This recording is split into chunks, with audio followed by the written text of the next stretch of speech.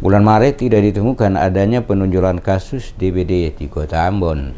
Kepala Dinas Kesehatan Kota Ambon, Wendy Pelupesi, membantah adanya peningkatan kasus DBD di Kota Ambon dalam bulan Maret ini. Penegasan ini disampaikan Pelupesi saat ditanya soal adanya beberapa daerah yang masuk dalam kawasan rawan DBD dalam Kota Ambon. Kota Ambon, kata Pelupesi, pada bulan Februari kemarin ditemukan penonjolan kasus DBD yakni Desa Halung dan Desa Lateri. Namun semenjak masuk pada bulan Maret, hasil pantauan Dinas Kesehatan Kota Ambon tidak ditemukan adanya penonjolan kasus DBD pada seluruh wilayah di Kota Ambon. Faktor kebersihan lingkungan menjadi salah satu penyebab utama terjadi kasus DBD pada satu daerah tempat tinggal masyarakat. Oleh karena itu, selaku Kepala Dinas Kesehatan Kota Ambon berharap untuk masyarakat lebih meningkatkan kepedulian akan kebersihan lingkungan yang dimulai dari lingkungan keluarga hingga ke masyarakat. Jika kebersihan lingkungan bisa dijaga dengan baik, termasuk memperhatikan genangan air dan bak mandi untuk dapat selalu dibersihkan minimal seminggu sekali, maka dirinya memastikan tidak akan ada muncul kasus DBD pada satu daerah dengan jumlah yang signifikan. Sementara disinggung soal korban meninggal akibat DBD di Kota Ambon, sesuai data dari Dinas Kesehatan Kota, menurut Pelupesi hingga bulan Maret khusus untuk korban meninggal akibat DBD belum ditemukan. Dinas Kesehatan Kota Ambon, kata Wendy Pelupesi, terus-menerus melakukan sosialisasi ke berbagai lokasi, terutama yang dianggap rawan akan munculnya DBD, guna memberikan edukasi kepada para ibu rumah tangga untuk selalu menjaga kebersihan lingkungan rumah mereka. Dinas Kesehatan juga menyediakan serbuk abati secara gratis kepada masyarakat untuk ditaburi dalam bak mandi setelah dilakukan pembersihan bak guna menghindari munculnya jentik nyamuk pada lokasi genangan air.